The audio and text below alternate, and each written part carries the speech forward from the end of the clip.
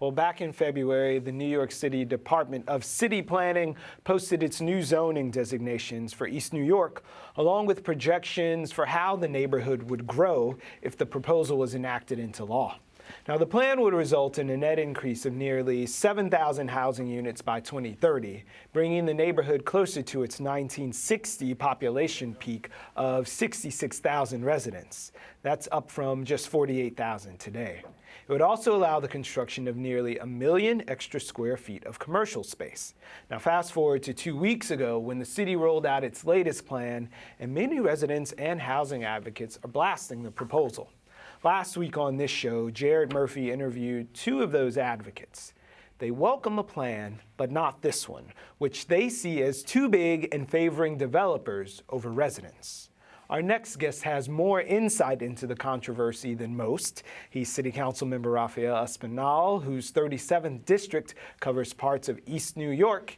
And he said, we've been working very closely with agencies, keeping in touch to make sure residents' concerns are being met at the table. And this is just the beginning, and there's a lot more to be done.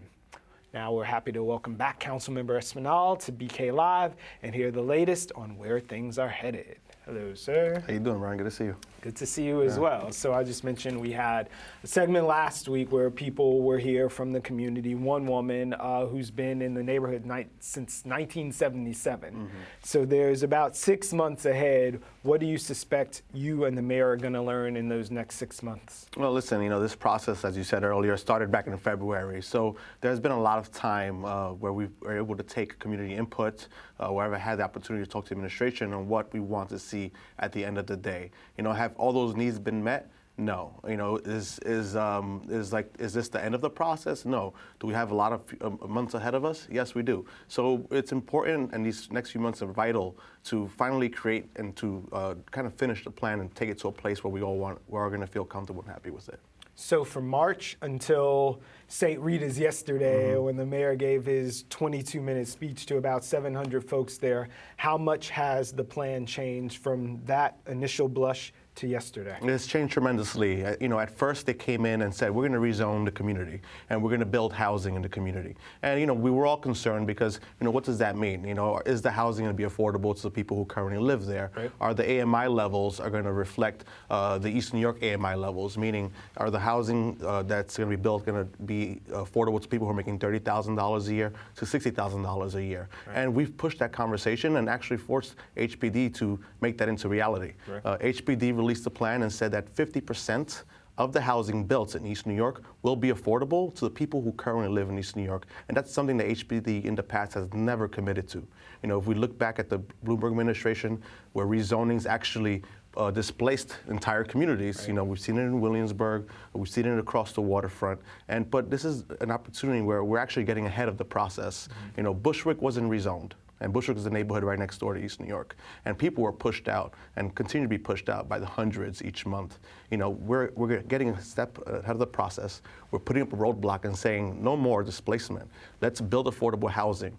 Let's get legal protection help, free legal protection help that the administration is providing to make sure people can stay in their homes and that they can stay in their rent-regulated apartments. And we're also pushing the administration to invest in local infrastructure. I've lived there my entire life. I'm 31 years old now. So I've seen the lack of investments from the city and the state in the past. I went to public schools there.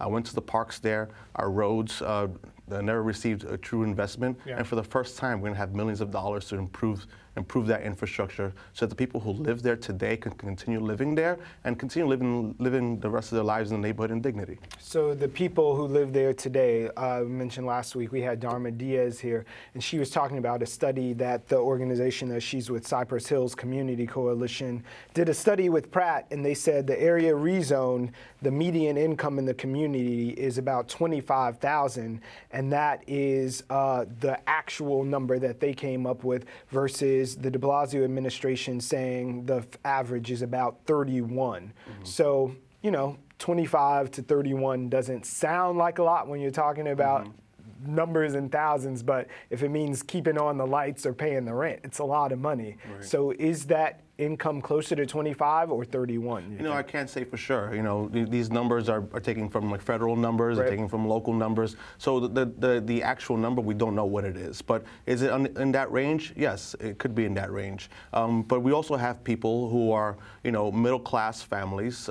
You know, we have the doctor, not the doctor. We have the nurses. We have the police officers. There's some doctors. We have. I'm sure there's some doctors there. Yeah, but we have the school teachers who are making $40,000 a year, and who also are in danger of being displaced from the community. And we also have young professionals like myself. You know, I grew up from an immigrant family. My parents came to this country 40 years ago and were able to buy a home in Cypress Hills because they were union workers, and they were able to raise, you know, 6 children, and I went off to college and have come back and want to be able to continue living there. So we have to think about those families as well in the community. So, you know, we do have the lower income brackets that is very important to the neighborhood, and I'm going to continue pushing to make sure that the AMI levels reflect those numbers. But we also have to be mindful of the people who also are barely hanging on to the middle class and want to continue to stay living in the community. So what's the fear for those folks who maybe, like your parents, came here 40 years ago, were able to carve out a life and actually buy a property as well? What's the biggest fear for them?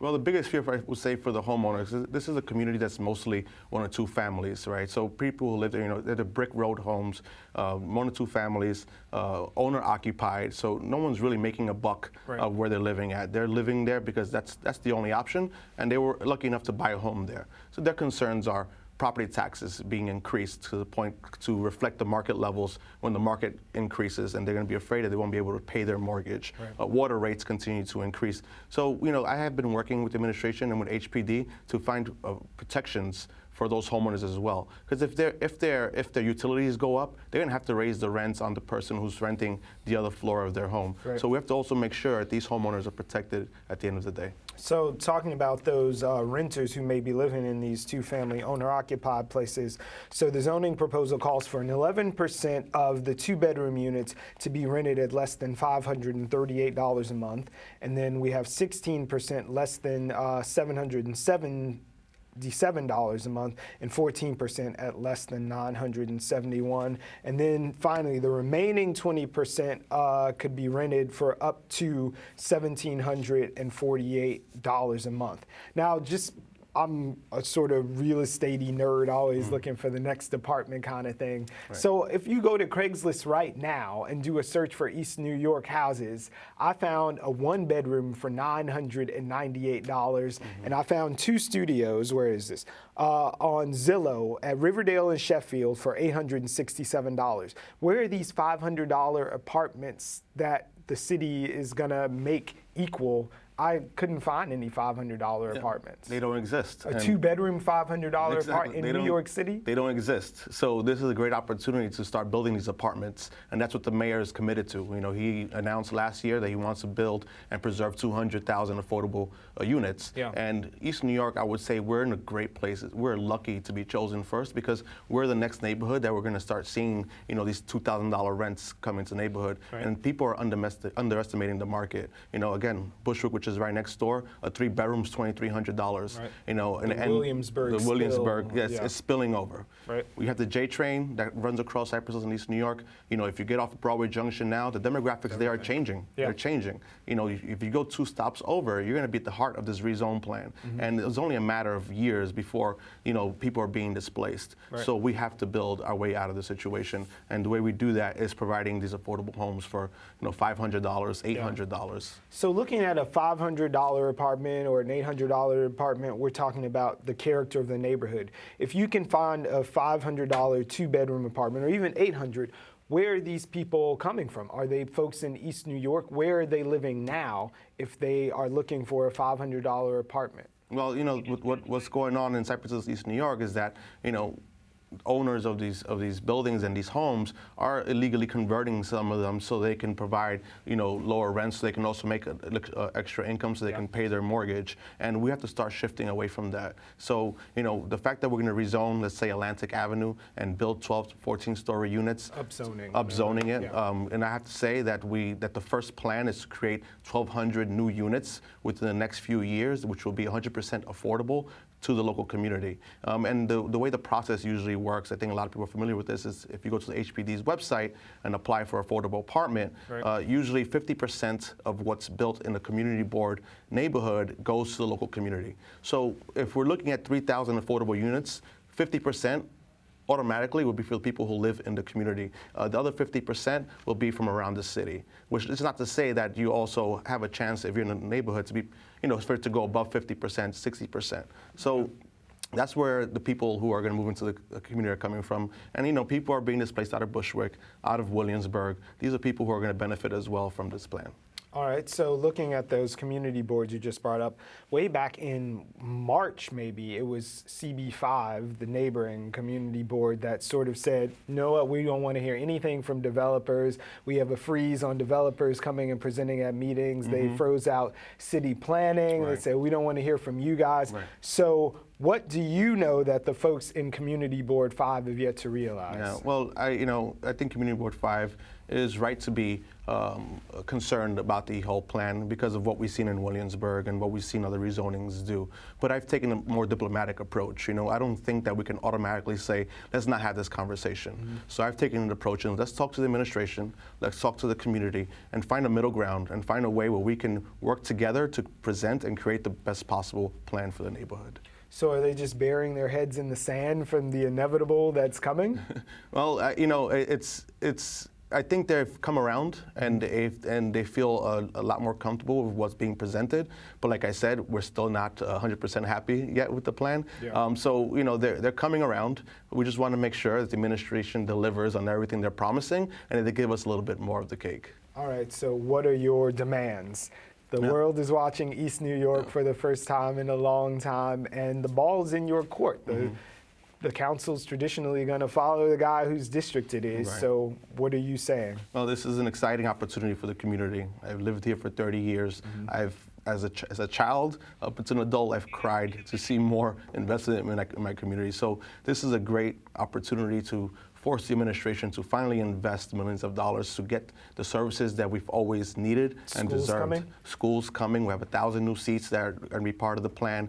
Millions of dollars are going to be invested into our local parks. Atlantic Avenue, which has been a blight in the community, is going to be resurfaced and they're going to create safer passages for pedestrians. And new housing and retail is going to come in with the plan. But at the end of the day, I think I'm most concerned about is creating jobs in the community. Right next door to East New York, there's an industrial business zone where it's largely manufacturing. It's been sitting there. There are about 4,000 jobs currently in the site. And this is an opportunity for the administration to come in and say, well, let's also look at how we can create jobs for the people currently living there, create good paying jobs to get them out of their financial situation. So let's provide the affordable housing, but also make sure that they have money to put food on the table. So finally, you mentioned earlier, it's good to be first, but it's actually hard to be first as well. So you guys are first in line for this rezoning. What's going to be the lesson from East New York that has to be applied for the rest of the city to make this successful? Yeah, we're shaping that plan. We're saying that you can't just rezone a community. You have to invest in the community. You have to make sure that everyone is being represented and heard. You have to make sure that the AMI levels, or the affordable housing levels in the community, reflect those who currently live there, so you can protect the integrity and the character of the community.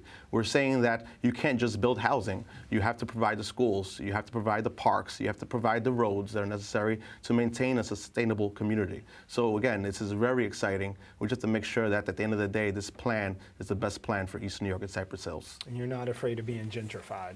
You think you're going to be all right? Listen, if we don't do anything, we're going to be gentrified. And I keep saying this because it's a natural progression of what we're seeing in the neighborhoods next door. Would you go as far as saying it's the lesser of two evils? It's going to happen, or we can work and try to shape it? I mean, what I'm going to say is it's going to happen, and if we don't work and shape it, it's going to happen.